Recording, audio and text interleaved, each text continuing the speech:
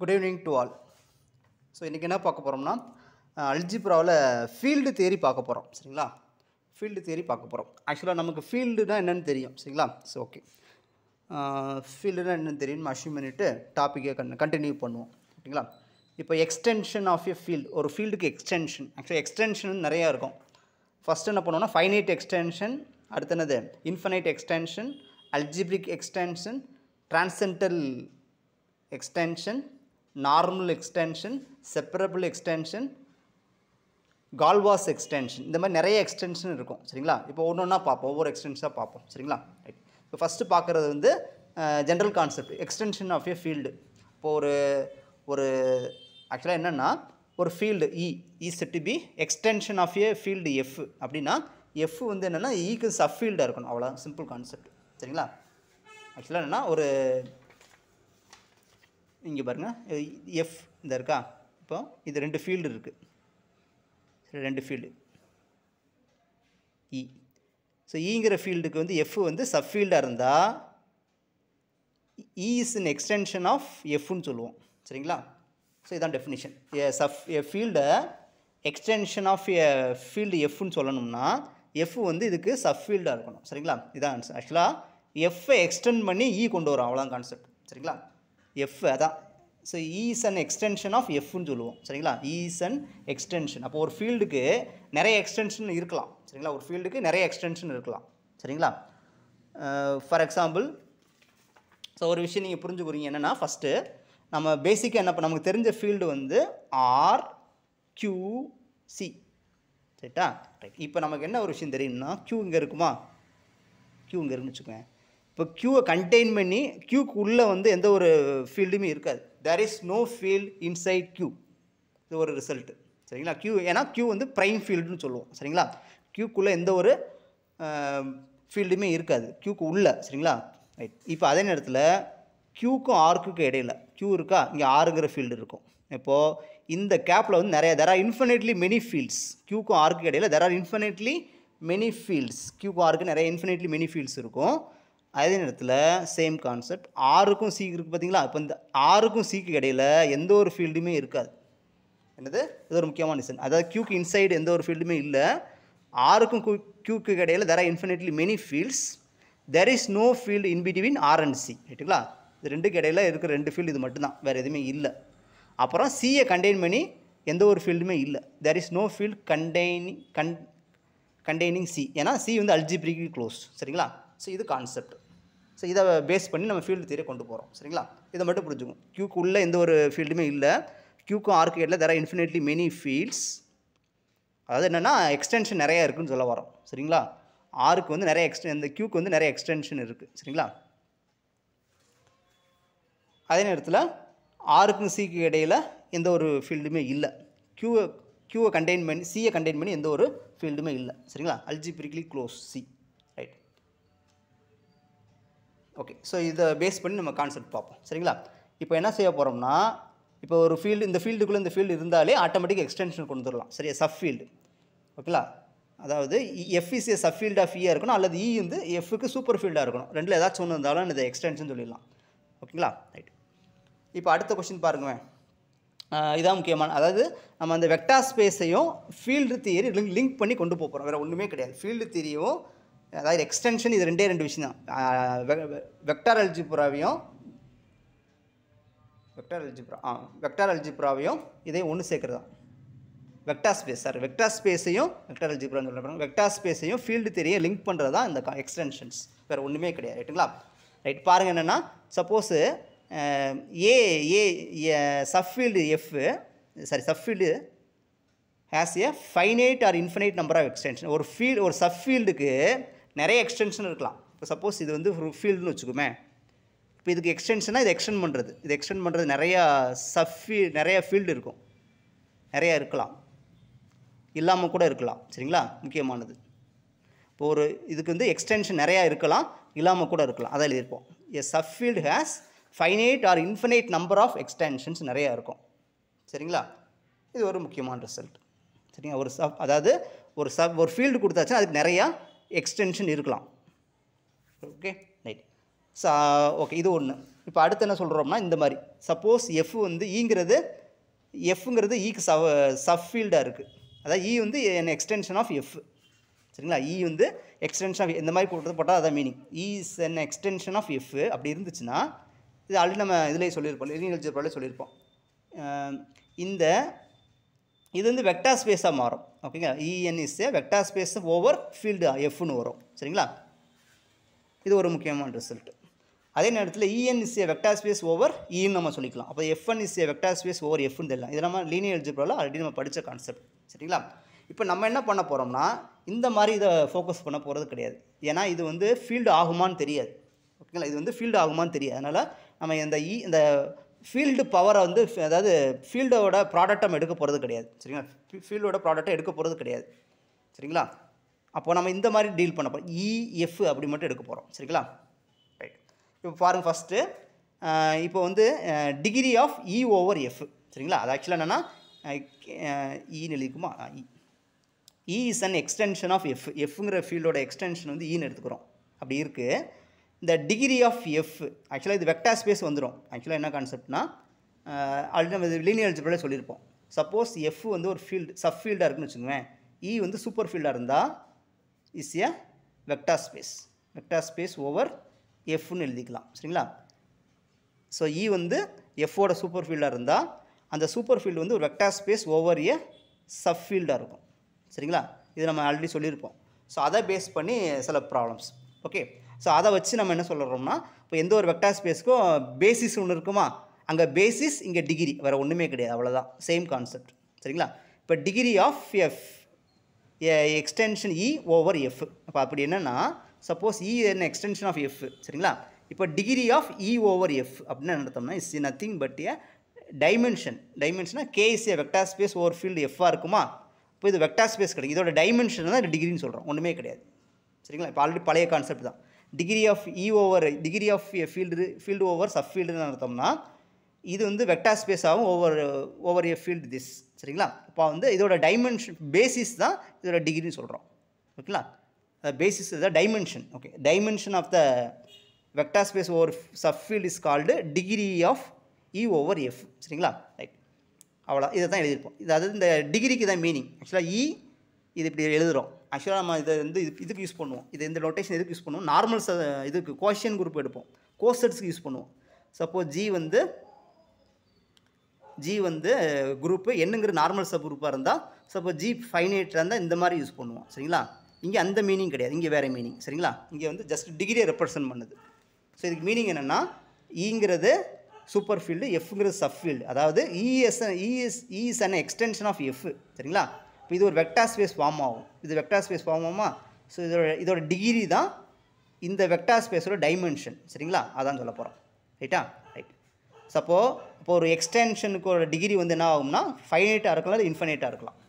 Okay. ஒரு எக்ஸ்டென்ஷனோட degree என்ன இருக்கும்? ஃபைனைட்டாக இருக்கலாம், இன்ஃபைனைட்டாக இருக்கலாம். சரிங்களா? இது பேசிக் கான்செப்ட். ரைட். பார்ப்போம். இப்போ டிகிரி பண்ணியாச்சு. நெக்ஸ்ட் வந்து finite extension or infinite extension என்னென்னு பார்ப்போம். இப்போது ஒரு எக்ஸ்டென்ஷனை ஃபைனைட்னு சொல்ல போகிறோம். ஒரு extension suppose an extension E of F. சரிங்களா? இது எஃப், இதோட எக்ஸ்டென்ஷன் வந்து இ. இதை வந்து ஃபைனைட் எக்ஸ்டென்ஷன் சொல்லணும். இப்போ அதுக்கு என்ன சொல்லணும்னா இது டிகிரி இருக்குது பார்த்தீங்களா, டிகிரி இ ஓவர் எஃப் வந்து ஃபைனைட்னு சொல்லியாச்சுன்னா அந்த எக்ஸ்டென்ஷனை வந்து என்ன சொல்லலாம்? ஃபைனைட் எக்ஸ்டென்ஷன் சொல்லலாம். அதே நேரத்தில் அது டிகிரி வந்து இன்ஃபினைட்டாக இருந்தால் அது வந்து இன்ஃபினைட் எக்ஸ்டென்ஷன் சொல்லலாம். அவ்வளோ, வெரி சிம்பிள். சரிங்களா? ஸோ இது நமக்கு ஈஸியாக புரிஞ்சிடும். சரிங்களா? ஏன்னா நம்ம வெக்டார் ஸ்பேஸை வச்சு என்னது பேசிஸ் டைமென்ஷன்லாம் கண்டுபிடிச்சிடலாம். ஓகே. ஓகே.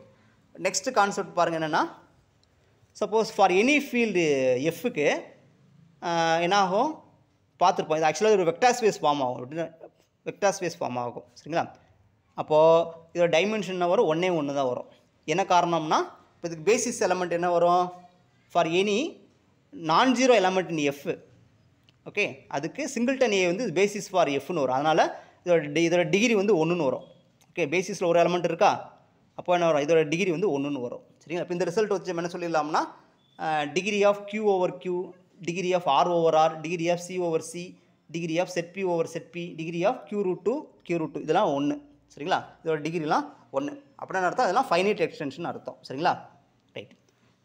ஆக்சுவலாக அந்த ஃபீல்டு சப் ஃபீல்டை பொறுத்து கொஞ்சம் கான்செப்ட் மாறும். சரிங்களா? அதை மட்டும் நம்ம புரிஞ்சுக்கணும். ஃபீல்டு சப்ஃபீல்டை பொறுத்து எல்லா கான்செப்ட்டும் மாறிக்கிட்டே இருப்போம் கான்செப்ட். ரைட்டுங்களா? ரைட். அடுத்து பாருங்கள், suppose E an extension of F அப்படின்னா we cannot say E over எக்ஸாக்டாக சொல்ல முடியாது. சரி, இங்கே எக்ஸாக்டாக சொன்னோமா, F ஓவர் F வந்து ஒன்றுன்னு சொன்னோம். இங்கே அந்த மாதிரி என்னது, ஆக்சுவலாக இதுக்கு வந்து ஒரு டைமென்ஷன் இருக்கும், ஃபைனைட்டாக இருக்கும் அல்ல இன்ஃபினைட்டாக இருக்கும். எதுன்னு நம்ம எக்ஸ்பிளிசிட்டாக சொல்ல முடியாது. சரிங்களா? we cannot say explicitly.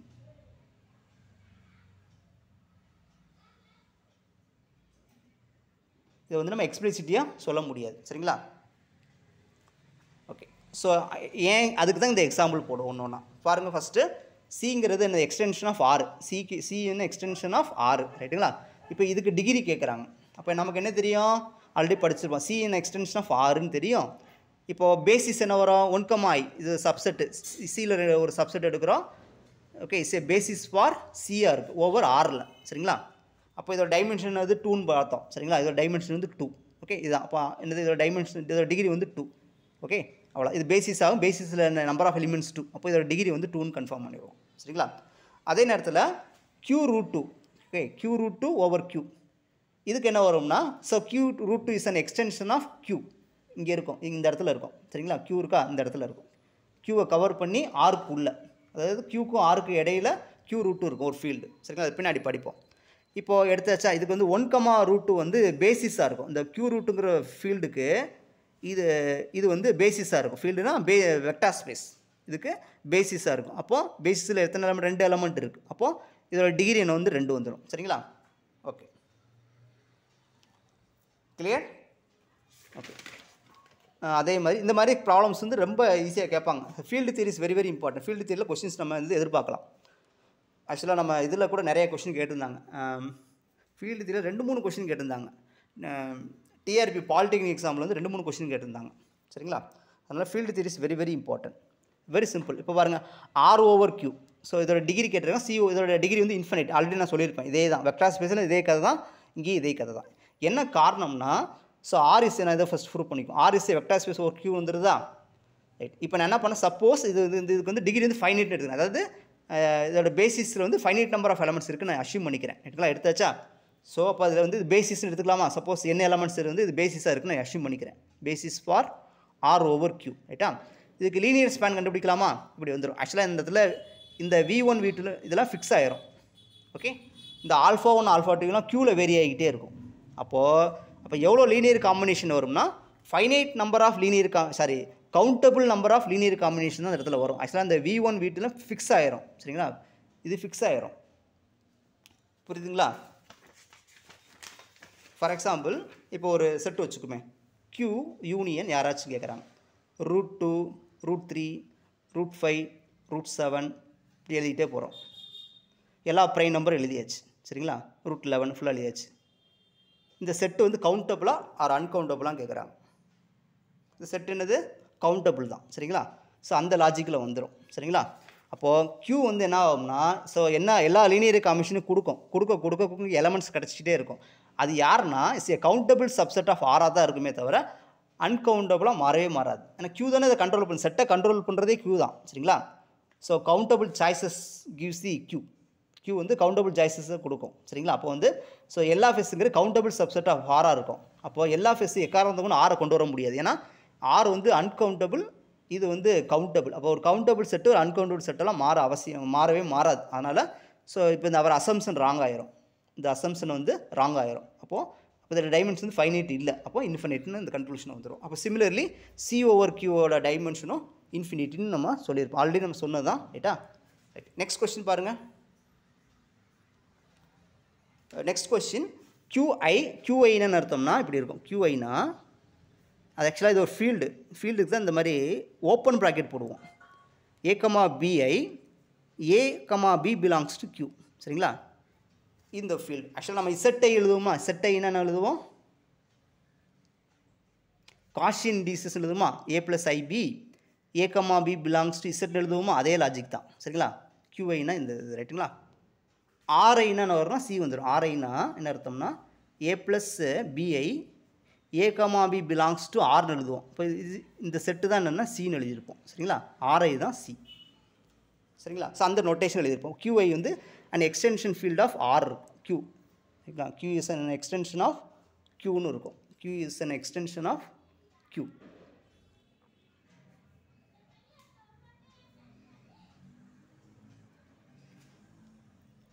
ஓகேங்களா? therefore இதுக்கு பேசிஸ் வந்து 1 i வந்து இந்த இதுக்கு பேசிஸாக இருக்கும். ஓகேங்களா? அதனால் இதோட டிகிரி வந்து 2. ஓகே, நெக்ஸ்ட் கான்செப்ட் பாருங்கள்.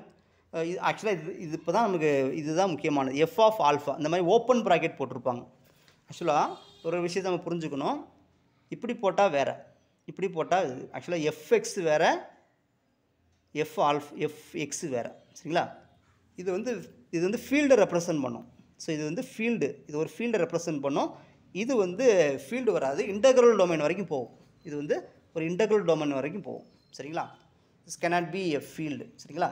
ஏன்னா ஆர் ஆஃப் எக்ஸ் வந்து ஃபீல்டு வராதுல்ல, R field, but R of X வந்து இட்ஸ் நாட் ஏ ஃபீல்டு.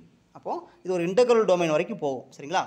ஆனால் இந்த ஓப்பன் ப்ராக்கெட் போட்டால் இது ஃபீல்டு. சரிங்களா? இதை பற்றி படிக்க போகிற அந்த கான்செப்ட். இப்போ இந்த க்ளோஸ்டு ப்ராக்கெட் போட்டால் இது வந்து இன்டெக்ரல் டொமைன் வரைக்கும் போகும். ஃபீல்டுன்னு வரணும் அவசியம் கிடையாது. ரைட்டுங்களா? ரைட். ஸோ இதுதான் இங்கே concept.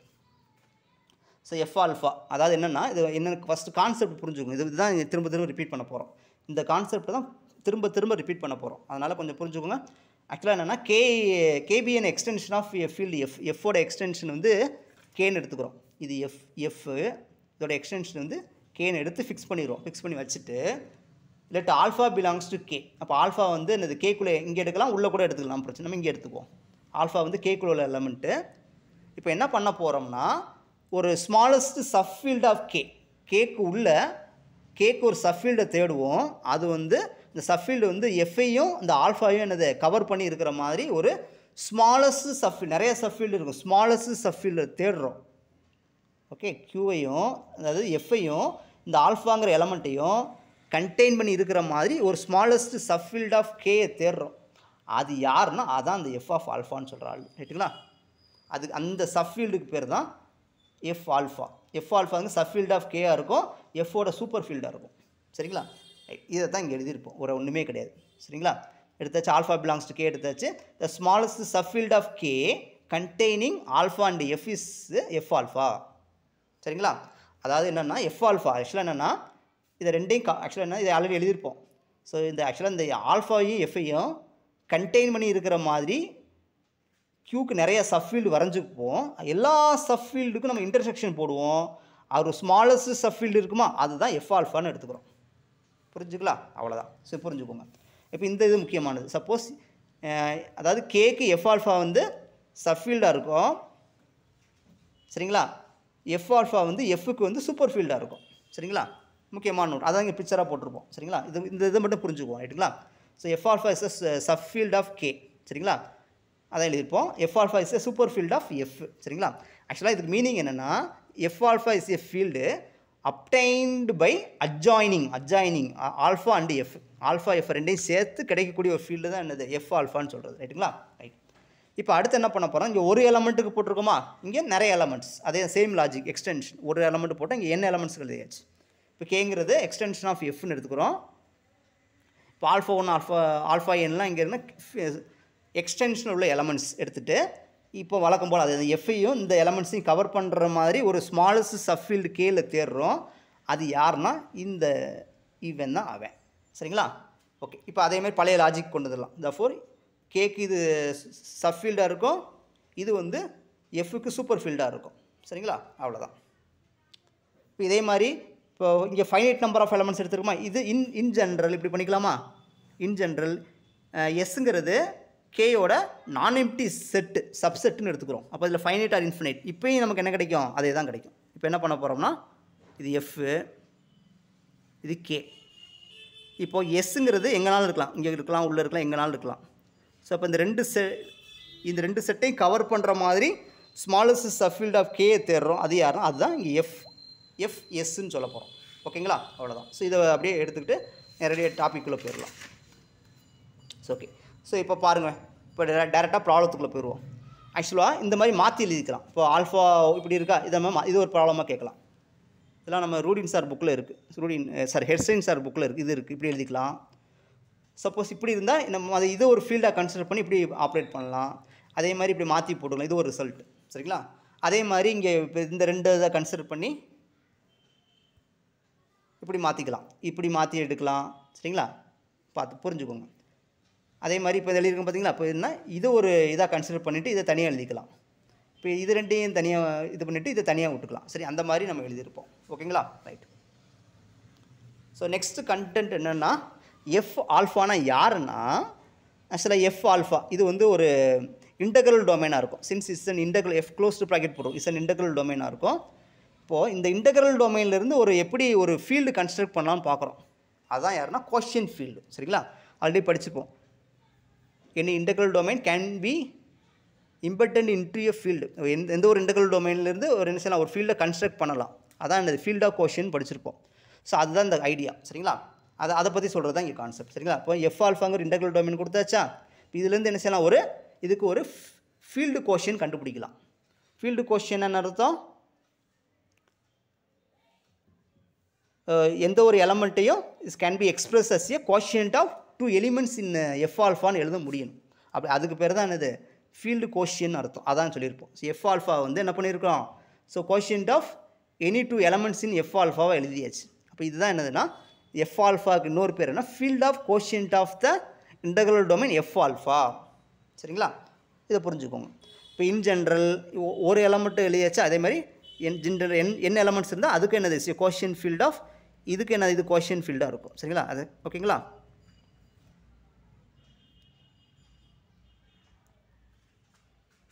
Right. Quotient of F இங்கே க்ளோஸ்டு ப்ராக்கெட். ரைட்டுங்களா? ரைட். இப்போ ரிசல்ட்டு பாருங்கள், என்னென்ன ரிசல்ட்லாம் யூஸ் பண்ணுறோன்னு பாருங்கள். ரிசல்ட்டு இது ஆக்சுவலாக இது ரொம்ப முக்கியமான கொஷின். கோஷியன்ட் ஃபீல்டை பற்றி ஒரு இன்ஃபர்மேஷன். சப்போஸு எஃப்ங்கிறது ஒரு ஃபீல்டாக இருக்குன்னு வச்சுக்கோங்க. இப்போ இதுக்கு கோஷியன்ட் ஃபீல்டு கண்டுபிடிக்க போகிறோம். கோஷியன்ட் ஃபீல்டுன்றது அதுலேருந்து கன்ஸ்ட்ரக்ட் பண்ணக்கூடிய ஒரு ஃபீல்டு.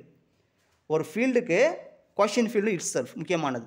வேறு எதுவும் அது சூப்பர் ஃபீல்டுலாம் வராது. ஒரு ஃபீல்டு கொடுத்தாச்சு, அது கோஷியன்ட் ஃபீல்டு இட் செல்ஃப். இப்போ ஆருக்கு கோஷியன்ட் ஃபீல்டு கூட 6 தான், க்யூக்கு க்யூ தான் எழுதியிருப்போம். ஃபீல்ட் ஆஃப் கோஷியன்ட் ஆஃப் க்யூக்கு க்யூ தான், ஆருக்கு 6 தான், சிக்கு சி தான், க்யூஐக்கு க்யூஐ தான், க்யூ ரூட்டுக்கு க்யூ ரூட்டு தான். சரிங்களா? இப்போது இப்படி வராது. க்யூக்கு field of quotient of Q வந்து 6ன்னு வராது. ஃபீல்ட் ஆஃப் கோஷியன்ட் ஆஃப் க்யூக்கு சின்னு வராது. சரிங்களா? ஃபீல்டுனா ஃபிக்ஸ் ஆகிரும். ஓகே, இது ஒரு முக்கியமான ரிசல்ட் நான் வச்சுக்கோங்க. நெக்ஸ்ட்டு ரிசல்ட் என்னென்னா, அதான் சொன்னேன், any integral domain D can be embedded in a field. ஒரு ஃபீல்டுக்குள்ளே ஒரு எம்பெடண்டாக இருக்கும். சரிங்களா? அதெல்லாம் கன்ஸ்ட்ரக்ட் பண்ணலாம். ஒரு இன்டெக்ரல் டொமைன்லேருந்து ஒரு ஃபீல்டை நம்ம வந்து கன்ஸ்ட்ரக்ட் பண்ணலாம். சரிங்களா? ரைட். அதாவது என்ன சொல்ல வராங்கன்னா, எவ்ரி எலிமெண்ட் ஆஃப் எஃப், ஓகேங்களா, எவ்ரி எலிமெண்ட் ஆஃப் எஃப்பை வந்து can be express as a quotient of 2 elements in D எழுத முடியும். சரிங்களா? அவ்வளோதான். இதுதான் டெஃபினிஷனே. சரிங்களா? ரைட். இப்போ இதில் சில ரிசல்ட் சொல்லியிருக்காங்க பாருங்கள். சப்போஸ் டிங்கிறது எனி ஃபீல்டாக இருக்குது. இப்போது டிங்கிறது any field of quotient of D is isomorphic to D. அதாங்க சொன்னது. சரிங்களா? அதை தான் இதை சொல்லியிருப்போம். இந்த சொன்ன ரிசல்ட் தான் அங்கே போட்டிருக்காங்க. ஸோ எஃப் ஒரு ஃபீல்டாக இருந்தால் அது கோஷியன்ட் என்ன வரும், கோஷியன்ட் ஃபீல்டு எஃப்னு தான் வரும். அதைத்தான் இங்கே எழுதியிருப்பாங்க. டிங்கிறது ஒரு ஃபீல்டாக இருந்தால் இது கோஷியன்ட் ஃபீல்டு என்ன வரும், டிஏ தான் இருக்கும். அப்போ அது இதுவும் ஐசோமார்பிக்காக இருக்கும். சரிங்களா? ரைட். அடுத்த கொஸ்டின் பாருங்கள். Field of quotient of Z வந்து க்யூவாக இருக்கும். பட் ஃபீல்ட் ஆஃப் கோஷியன்ட் இசட்லேருந்து ஆரை கொண்டு வர முடியாது. ஏன்னா இந்த டெஃபினேஷனை வராது. பாருங்கள், ஆக்சுவலாக பாருங்கள், எவ்ரி எலமெண்ட் ஆஃப் எஃப். அப்போது க்யூவில் ஒரு எந்த ஒரு எலமெண்ட்டையும் ரேஷியோ ஆஃப் 2 எலமெண்ட்ஸ் இன் இசட்டில் எழுதலாம். பட் இங்கே எழுத முடியாது. பார்த்தீங்களா? ஸோ ஆரில் உள்ள எந்த ஒரு எலமெண்ட்டையும் ரேஷியோ ஆஃப் இசட் இன்டீஜர் எழுத முடியாது. ஐ காம்ப்ளெக்ஸ் நம்பரில் ஒவ்வொரு எலமெண்ட்டையும் ரேஷியோ ஆஃப் இன்டீஜர் எழுத முடியாது. சரிங்களா? இது முக்கியமான விஷயம். ஓகேங்களா? அதே நேரத்தில் field of quotient of Q என்ன தான் வரும்? ஆமாம், அதை சொல்லியாச்சே, க்யூக்கு க்யூ தான் வரும், ஆறு வராது. சரிங்களா? இது ஆல்ரெடி சொன்ன விஷயம் தான். ரைட்டா? இப்போ ஃபீல்ட் ஆஃப் கோஷியன்ட் ஆஃப் இசட்டுக்கு என்ன வரும், க்யூ மட்டும்தான் வரும். Field of quotient of Z is R வராது, சி வராது. ஓகேங்களா? ரைட்.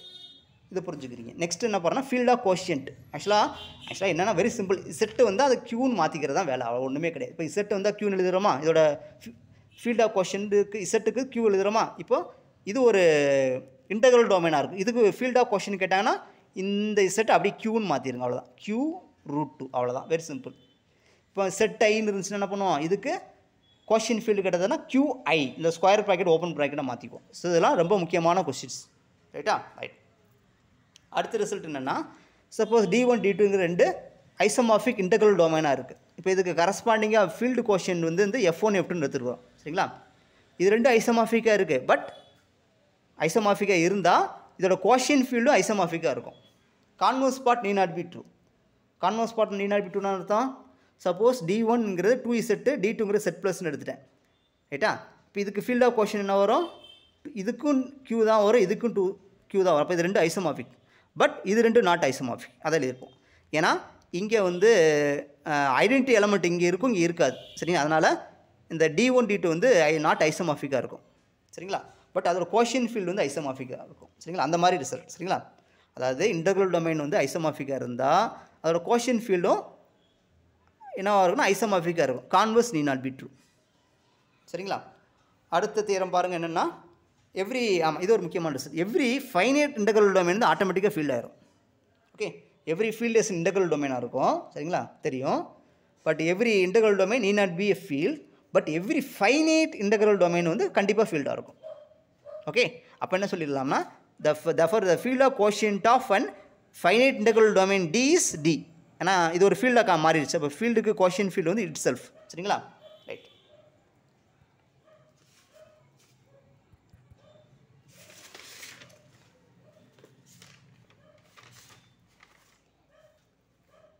ஓகே, நெக்ஸ்ட் கொஸ்டின் பாருங்கள்.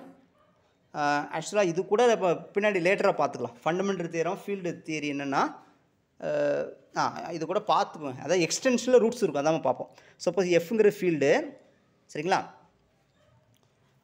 எஃப்ங்கிற ஃபீல்டு இருக்குன்னு வச்சுக்கோங்க. இப்போ எஃப் ஆல்ஃபா வந்து நான் கான்ஸ்டன்ட் பாலினாமியல் எஃப்எக்ஸில் ஒரு நான் கான்ஸ்டன்ட் பாலினாமியல் எடுக்கிறோம்.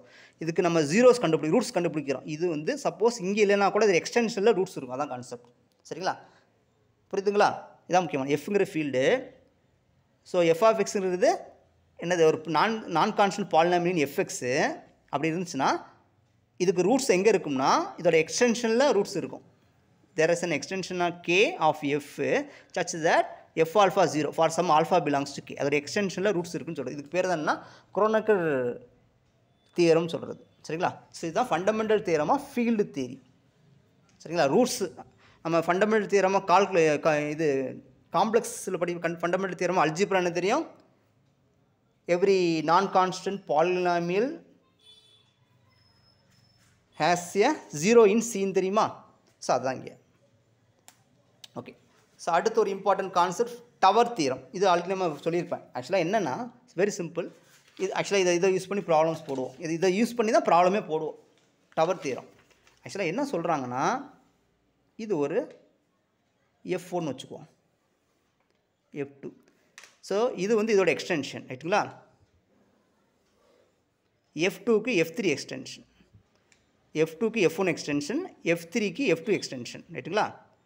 அப்படின்னா F3க்கு F1 எக்ஸ்டென்ஷன் சொல்கிறோம், அவ்வளோதான். Very simple. சரிங்களா? அதுதான் இங்கே சொல்லியிருப்போம். F3 is an extension of F2, F2 is an extension of F1. சரிங்களா? சப்போஸ் இதோட ஃபைனைட் எக்ஸ்டென்ஷனாக இருக்குது, இதோட டிகிரி வந்து M, இதோட டிகிரி என்ன இருந்தால் F3 is also an extension of F1. அது மட்டும் கிடையாது, அதுக்கு நம்ம என்ன சொல்லலாம், டைமென்ஷனே அதோட டிகிரியும் கண்டுபிடிச்சலாம். அதுதான் டவர் தியரம்னு சொல்கிறோம். அப்போ F3 இப்படி இருக்கா, F3 over F1 எப்படி எழுதலாம்னா, இங்கேருந்து எழுதுவோம், இதோட டிகிரி இன்ட்டு இதோட டிகிரி. ரைட்டா? அதில் எழுதிப்போம். இங்கேருந்து இங்கே டிகிரி வேணும்னா, இதுக்கு டிகிரி வேணும்னா இங்கேருந்து இது டிகிரி கண்டுபிடிச்சி இன்ட்டு அப்படி. ஓகே, இதுலேருந்து இங்கே எழுதிடலாம், அதை எழுதியிருப்போம். சரிங்களா? இப்போ இது டிகிரி எம்னா இது என்னன்னா இது எம்ன்னு வந்துடும்.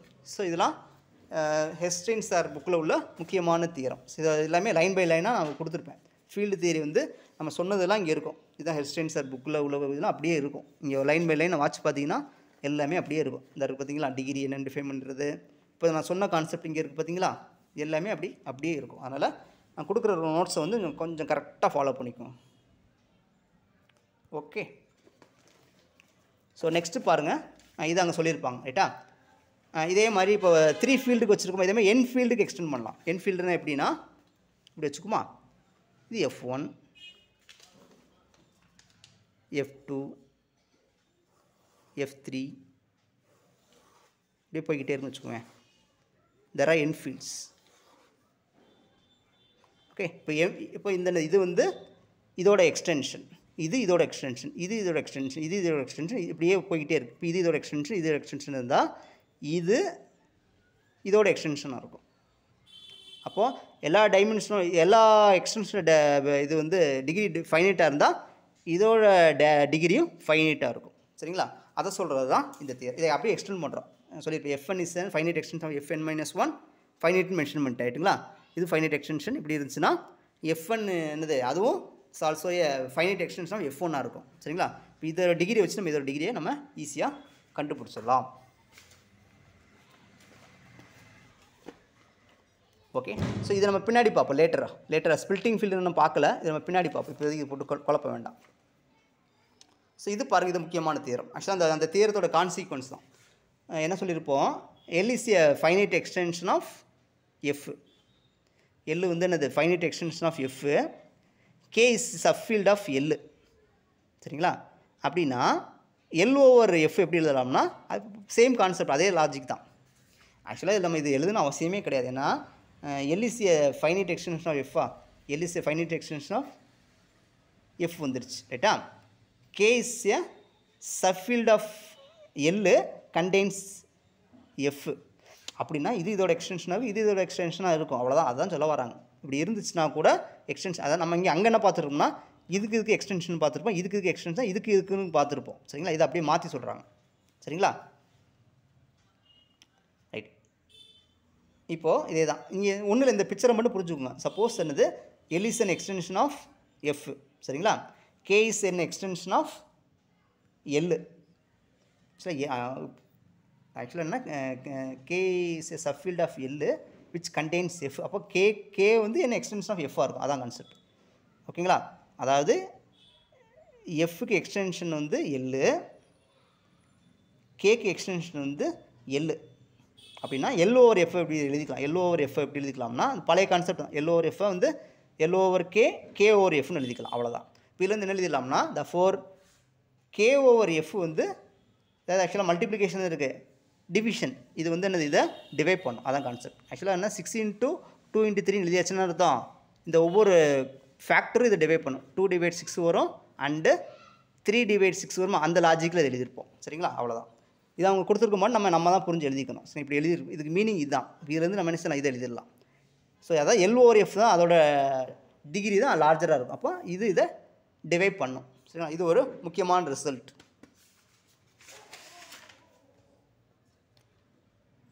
ஓகே.